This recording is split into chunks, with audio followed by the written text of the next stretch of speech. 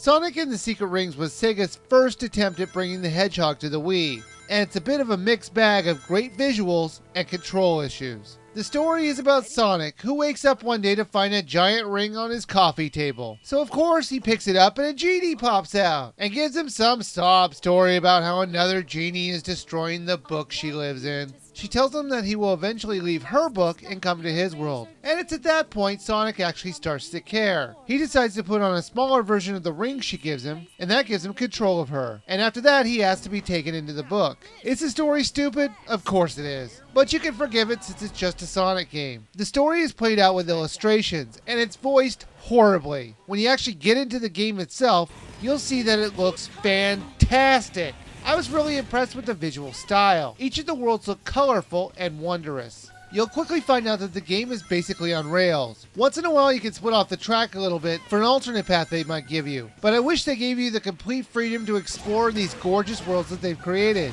And usually you'll have to admire these worlds while you're quickly running by. Sonic never seems to worry about what's ahead, since he will sometimes run so fast he can't even see more than a few feet away. Later in the game, they really ramp up the speed if you collect enough pearls to achieve his hyperspeed.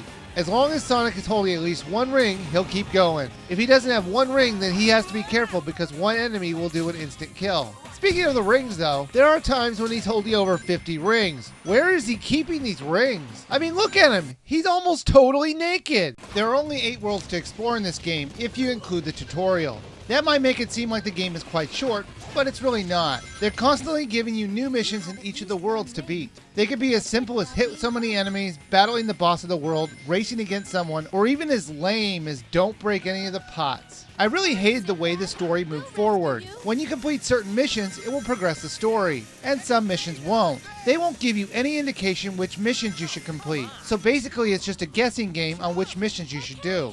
You hold the Wiimote like an NES controller, and you tilt it up and down to move Sonic left and right, and you use the 2 button to jump and the 1 button to brake. And while the controls were sluggish, you can work with them.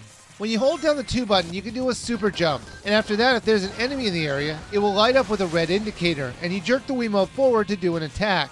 Now the problem with using that control scheme to attack enemies is that you'll often over or undershoot your jumps thanks to the momentum of Sonic's running. It'll be the main reason you die so often in this game. As you progress in the game, you'll earn experience points, which will let you equip some attributes to your ring, which will let you toggle some of Sonic's more helpful control functions. I couldn't believe it when I saw there was a ring that improved Sonic's control of moving right and left. What? They made the controls purposely loose so you can earn the right to fix them later? I can understand making you unlock a special attack, but moving right and left? Unbelievable! The camera itself isn't bad when the action is only moving forward, but if it ever has to do anything but that, it will go crazy and move into some of the worst positions available. Since this is a Wii game, they had to put a bunch of minigames in it. It's pretty much a rule. They play these minigames out on boring game boards, and some of the games in it itself are even more badly controlled than the main game itself. Sonic and the Secret Rings is a visually stunning game, and it does a really good job of keeping the sense of speed that we're used to in Sonic games. But the slippery controls and frustrating jumping controls make the game only worth a rent.